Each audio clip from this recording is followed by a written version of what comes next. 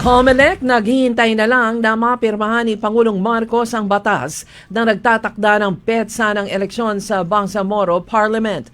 Umaasa ang COMELEC na maisumite na ng Kongreso at Senado ang inaprobahang panukalang batas para sa unang Bangsamoro Parliamentary Elections bago matapos ang buwan ng Marso. Inaprobahan na ang panukala para sa September 14, 2026 ang petsa ng unang parliamentary elections. Ayon kay COMELEC Chairperson George Garcia, hinihintay niya na matransmit kay Pangulong Marcos ang panukala upang ito'y kanyang mapirmahan.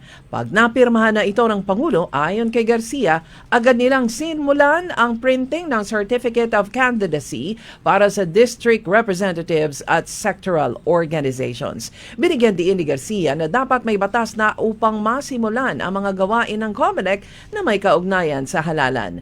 Dahil automated ang eleksyon sa BARM, sinabi ni Garcia na kailangan ng sapat na panahon para ihanda ang mga ito.